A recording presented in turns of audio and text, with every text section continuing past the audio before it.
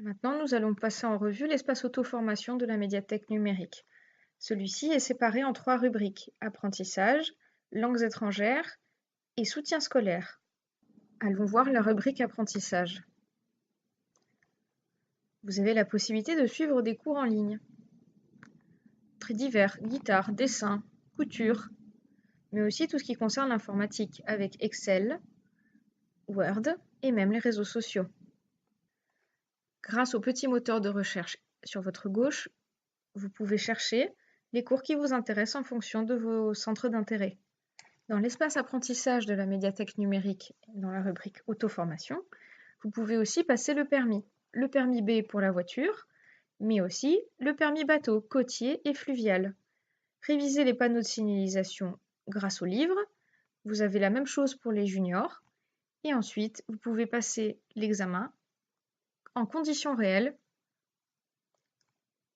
Il en est de même donc pour les bateaux. Il suffit de cliquer sur la ressource qui vous intéresse. La dernière ressource disponible dans la rubrique apprentissage de l'auto-formation, c'est la ressource IGRIP. Elle propose des milliers d'exercices pour la rééducation des pathologies du langage écrit et oral, de la voix, des fonctions cognitives et de la lutte contre le vieillissement cérébral ou l'illettrisme. IGRIP valide ces logiciels en s'appuyant sur l'expertise des orthophonistes, des professionnels de santé, des formateurs dans le domaine de l'illettrisme et des laboratoires de recherche en neurosciences. Cliquez sur la ressource qui vous intéresse pour y accéder. Passons maintenant à l'espace langues étrangères de la rubrique auto-formation de la médiathèque numérique. Vous avez 2 méthodes de langue distinctes. Une qui s'appelle Rosetta Stone, une méthode d'apprentissage anglo-saxonne, et Tell-me-more. Par exemple, je souhaite apprendre l'italien. Je clique sur la ressource qui m'intéresse. J'ai déjà cliqué auparavant pour demander l'accès à la ressource. Je clique et nous allons voir ensemble la configuration du micro. Rappel, Rosetta Stone ne fonctionne qu'avec un micro. Donc je clique ici sur Lancer Rosetta Stone. Donc on va me demander d'activer Adobe Flash Player. Je fais clic droit, Activer Flash. Autoriser.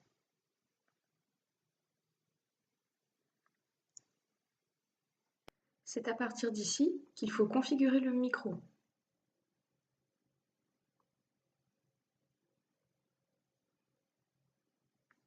Je choisis un niveau, continuer, et le cours peut commencer. Intéressons-nous maintenant à la méthode Tell-me-more. Par exemple, je souhaite apprendre le néerlandais. Je clique sur le document pour y accéder.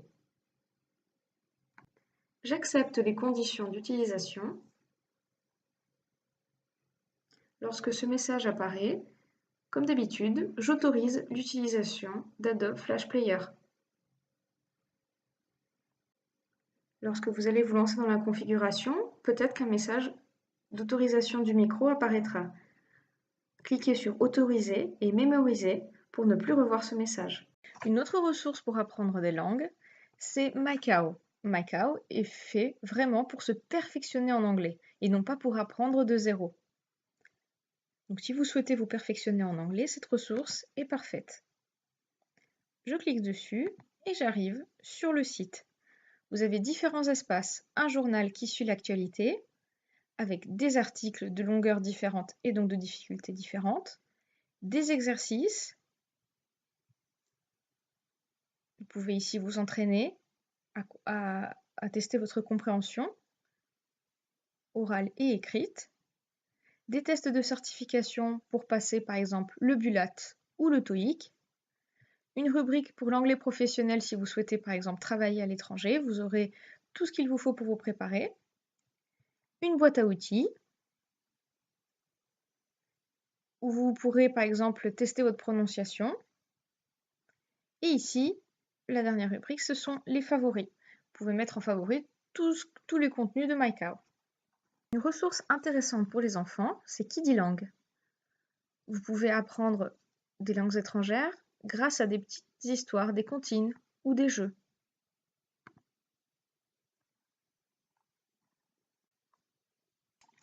Pour le soutien scolaire, la ressource s'appelle Campus Parentalité. Lorsque la première fois je visite cette ressource, je dois choisir mon niveau. Je clique sur le document pour y accéder. En arrivant sur Campus Parentalité, en fonction de la classe choisie, on a accès à plus ou moins de modules. Dans On se met au boulot, on a accès à tous les cours et tous les exercices interactifs de soutien scolaire, de toutes les matières, mathématiques, histoire, etc. Dans On Bookin et Let's Talk, on a accès à des livres numériques, mais aussi à des livres bilingues pour s'entraîner en anglais, espagnol, allemand, par exemple. Et dans À nous le monde, on a accès à des dictionnaires et aussi à des livres de culture générale. Vous avez ici une info pour les parents. Ici, Quant Junior pour faire une recherche sur le web sécurisé sans sortir de Campus Parentalité. Et un raccourci pour une recherche dans le dictionnaire qu'on retrouve dans À nous le monde. Si jamais vous voulez changer de classe, il suffit d'aller dans Mon compte, changer de classe. Pour les soutiens scolaires, vous avez à chaque fois un objectif qui est donc ici le brevet, puisqu'on sommes au collège, mais lorsque nous choisissons une classe au lycée, nous avons un module spécial pour réviser pour le baccalauréat.